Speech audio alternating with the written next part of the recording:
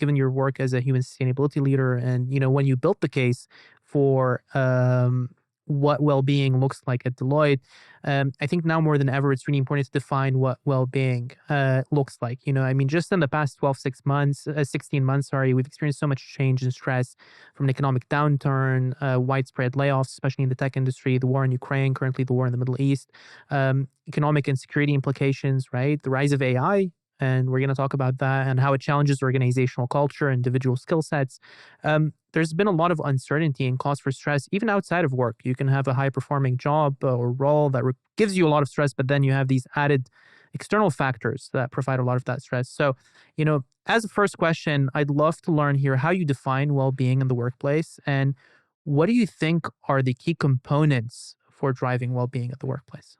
Yeah, I mean, I think, the definition or frameworks for what well-being in the workplace or well-being in general means, there's many of them, but I think that the key components really are components of, your physical, mental, emotional, spiritual health. There's, which can be linked to things like purpose and meaning in the work that you do, purpose and meaning in your life. We know that that's a big influencer to your health and well-being. And so I think that there's a lot of consistency when it comes to kind of this definition of well-being.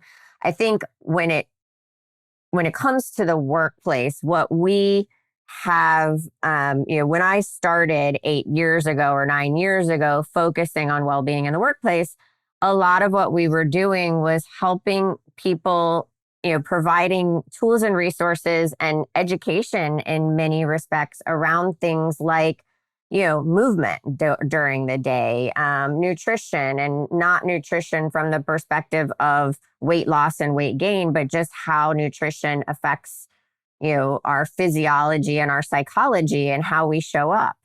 We talked a lot about rest and recovery, including sleep, but not just sleep, and taking time off. And all of those things are foundational. But I think what we have since learned, and there's probably a lot of people listening that are going, duh, why did it take you so long? Because because I'm saying that. But what we have since learned, and perhaps as a result of the pandemic, is that we never actually considered the impact that work itself has on our well-being, and specifically certain components or certain things about work.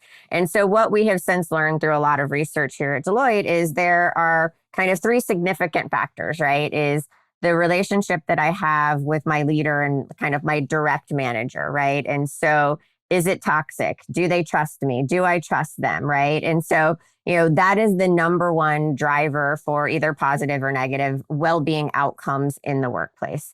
The other one, not surprisingly, is work design, right? What are how easy or difficult is it for me to actually effectively and efficiently get my work done and be productive? Are there a ton of barriers in the way of me getting my work done? And then third is really linked to kind of autonomy and decision-making around how I get my work done, right? And so, we often say that the people do it, with leaders, I tell leaders all the time, they're like, well, what should I do? And I'm like, well, talk to your people, because they're the ones doing the work. So they could probably tell you 10 ways to get the work done better, right? Because they're the ones doing the work. And so how much autonomy do I have to design and, quite frankly, redesign how I get work done?